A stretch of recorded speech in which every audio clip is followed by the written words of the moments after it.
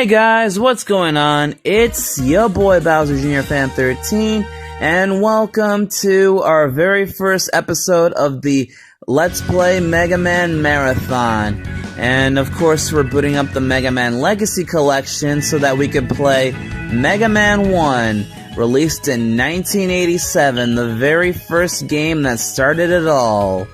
Alright, let's get to it. This shall be fun. Alright, so one of the many things that I love about the Mega Man franchise is that it does something drastically different, unlike many platformers. You know how in most platformer games that it usually starts from level 1, level 2, level 3, or etc. every time you start up a game? Well, in Mega Man, it's completely different. Rather, it doesn't immediately throw you into a level as soon as you start. Instead, you're thrown to a stage select screen where you, the player, are given the option to go to whatever level you want in any order you want, and I find that amazing. It's such a wonderful idea that not a lot of games has tried before, but I'm all for it. So we go ahead and pick our first stage, and I'll explain how to play Mega Man. So, of course, we play as Mega Man himself, and he controls as you'd expect in a platformer. He runs, he jumps, and he can shoot things with his Mega Buster.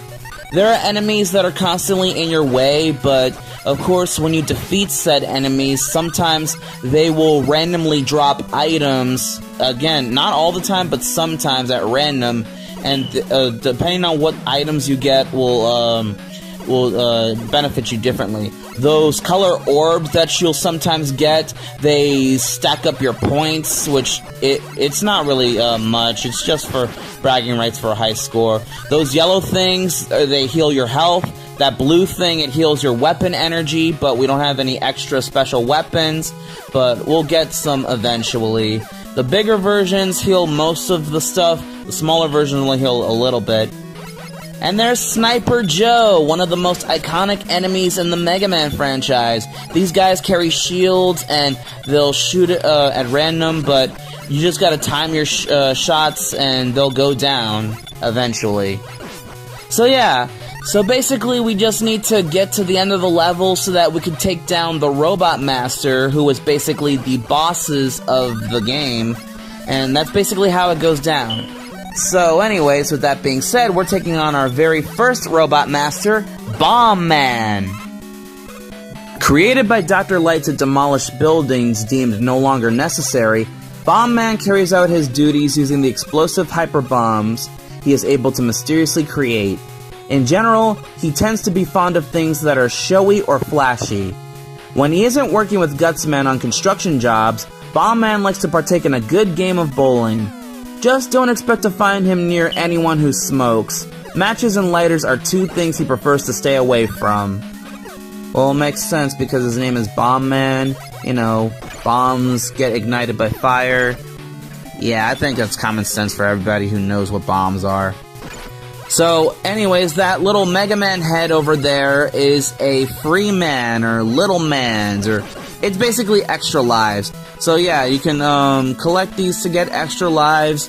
When you start the game, you only get 2 lives, but if you die with 0 lives, it's game over. I mean, it's common knowledge. Everyone should know that if you've ever played a platformer.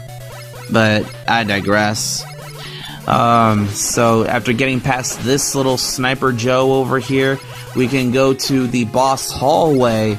The boss hallways usually have enemies that you have to dodge.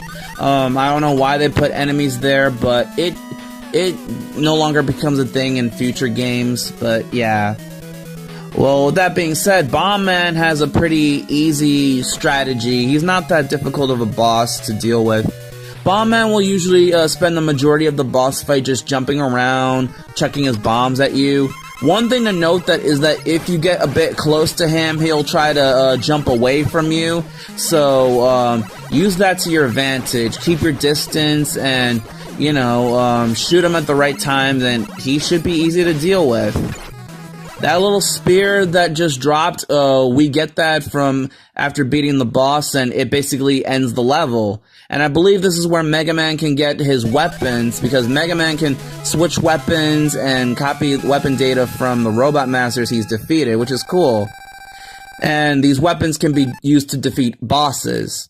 So beating Bomb Man gives us the Hyper Bomb, a cartoonish bomb that, I'm not gonna lie, it's not that useful. It takes a bit too long to explode, but it only has its uses for one boss anyways. So anyways, in our next level, we encounter these little helmet dudes called the Metals, or Mets, or Metoirs, or Metals, but whatever, the Mets. They're basically the Goombas of the Mario franchise, to Mega Man, at least, but yeah. And I know in this stage, a lot of people tend to struggle with this because of the platformers that drop you down if you're not careful. You gotta pay attention to where the things will drop you and time your jumps right, and you shouldn't really have any struggles or problems with them. As what can I say?